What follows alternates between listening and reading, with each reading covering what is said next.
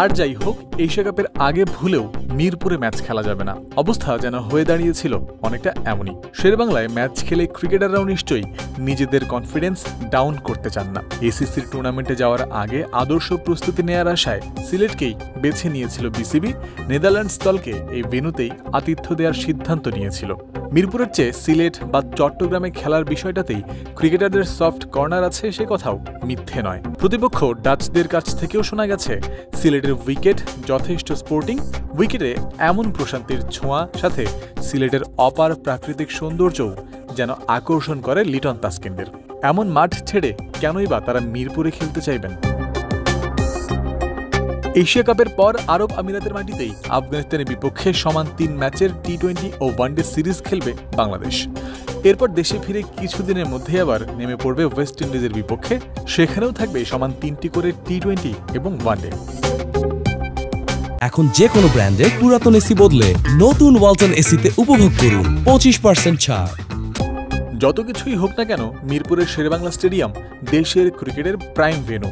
এ কারণেই একে ডাকা হয় হোম অফ ক্রিকেট। এই মাঠকে পুরোপুরি এড়িয়ে যাওয়ার কোনো সুযোগও নেই। সঙ্গত কারণে তাই উইন্ডিজদের বিপক্ষে খেলা মিরপুরে থাকবেই। তবে ভাগ হয়ে যাবে 2 ফরম্যাটের ভেন্যু। ওয়ানডে ফরম্যাটের সবগুলো ম্যাচ শেরেবাংলায় আয়োজন করবে বিসিবি। তার আগে টি-20 সিরিজ হবে সিলেটের মাটিতে। বিসিবির এক সূত্রের বরাত দিয়ে এই খবর প্রকাশ করেছে দৈনিক কালের কণ্ঠ।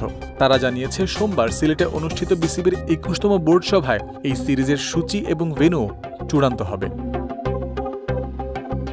সিলেট আন্তর্জাতিক স্টেডিয়ামে উইন্ডিজ সিরিজের টি-20 ম্যাচ আয়োজন করার যে সিদ্ধান্ত বিসিবি নিয়েছে তা প্রভাবিত হয়েছে ক্রিকেটারদের চাওয়ার কারণে। কেননা এই সিরিজের কয়েক মাসের মধ্যেই ভারত ও শ্রীলঙ্কায় বসবে টি-20 বিশ্বকাপের পরবর্তী আসর। সেজন্য সম্ভাব্য সেরা প্রস্তুতি নেওয়ার লক্ষ্যেই খেলোয়াড়দের এমন চাওয়া। বিসিবির ওই সূত্র মারফত জানা গেছে, বাংলাদেশে ওয়েস্ট ইন্ডিজ দলের সফরের সম্ভাব্য সূচিও 17 দিনের সফরে আসার কথা রয়েছে। শাই হোপ, রস্টন চেইসদের ইমেইলের মাধ্যমে 2 বোর্ডের যোগাযোগে তৈরি হয়েছে এই সূচি।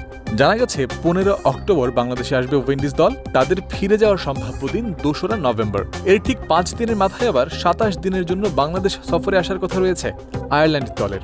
তাদের বিপক্ষে বাংলাদেশের 3 সংস্করণের এক পূর্ণাঙ্গ সিরিজ খেলার কথা রয়েছে আইসিসির এফটিপি অনুযায়ী।